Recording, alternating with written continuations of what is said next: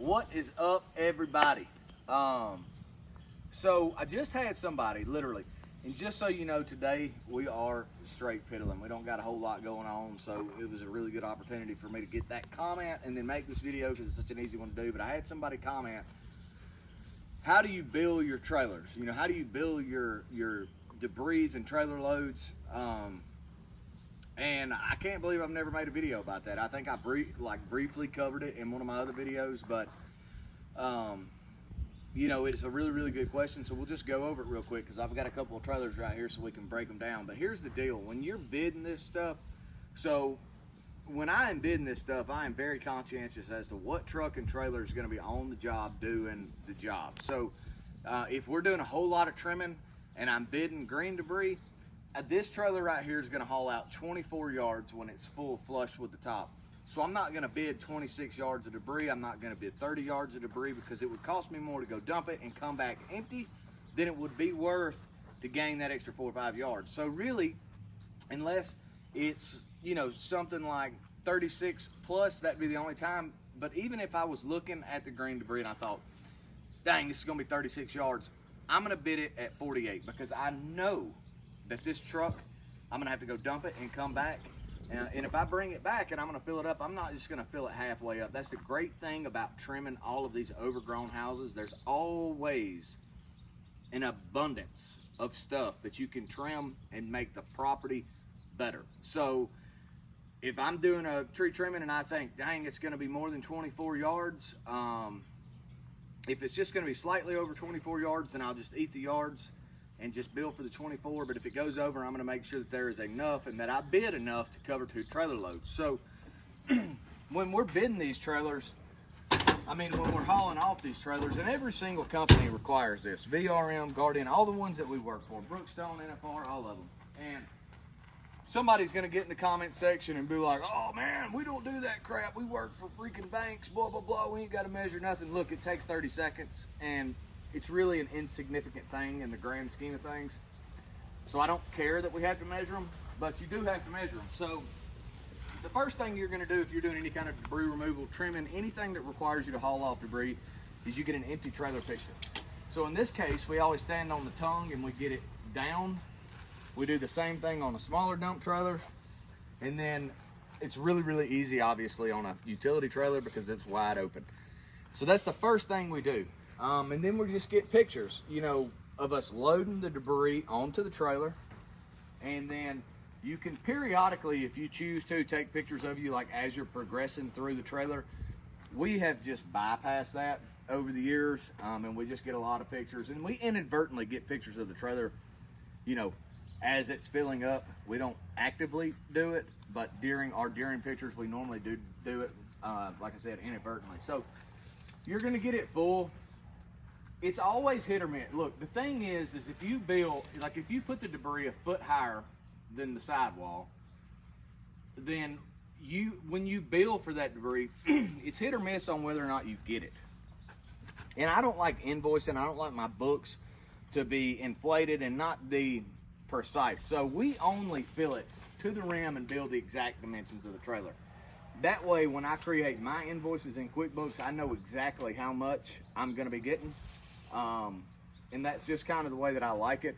When I was very first getting started and I did not have dump trailers, I would, like if I was in this utility trailer and I had things filled up and I had this trailer filled up, you know, 3 foot, I would take the average. So if there's a piece of furniture that's sticking up 5 foot, there's some 4 foot stuff, there's some 3 foot stuff. When I pulled my measurement, you know, I would pull it at 4 foot. I would choose the middle. I wouldn't choose the highest point. I wouldn't choose the lowest point. And I always try to be conservative because, again, when I'm creating invoices in my QuickBooks and I'm looking at my profit and my loss throughout the week and month, like I want my numbers to be accurate. I don't want to get an email in 3 weeks and say, hey, HUD denied your debris. They're only going to pay you for X amount. And, you know, and then I have to go back in and change my invoice and it changes my books. It changes everything I've been looking at, you know, over the course of a month or weeks or whatever. And I don't like to do that. So I always try to bill my cubic yards conservatively. But And it does not matter what trailer you're using. Obviously, dump trailers are, for us, we most certainly prefer them. But when I got started, the little bitty trailer I got started with ain't here right now, but it was an 8-foot trailer, so it was a real grind back in those days. But look, you can do it with whatever you got.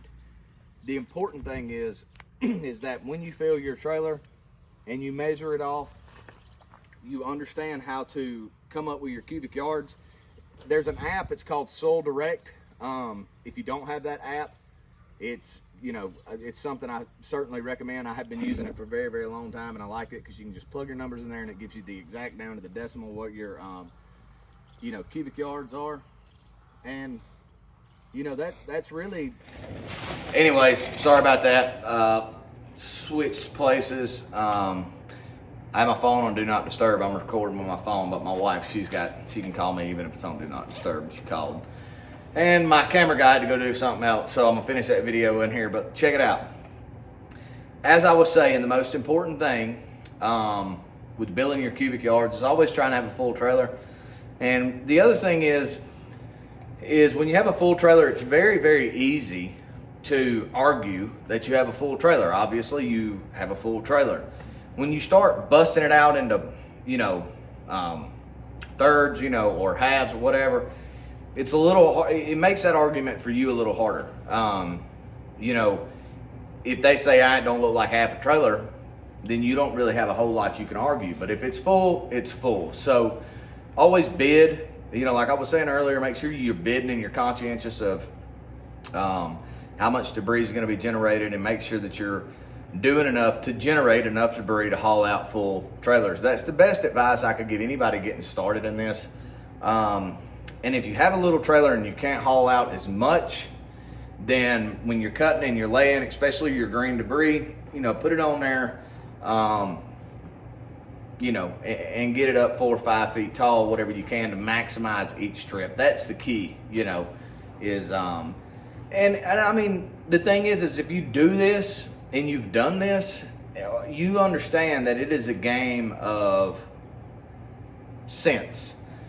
You have to maximize every single opportunity you have from a making money standpoint. You've got to turn a dollar every single chance you get in this business. So you don't want to leave anything on the table. So, if you make a 4th trip and you've got a trailer that's half full when it could have been completely full, and you're billing for 12, yards less than what you could have, then you're leaving that money on the table. The other thing is to understand how much money does it actually cost you to fill a trailer up, to haul it to the landfill, to pay the landfill fees and dump it.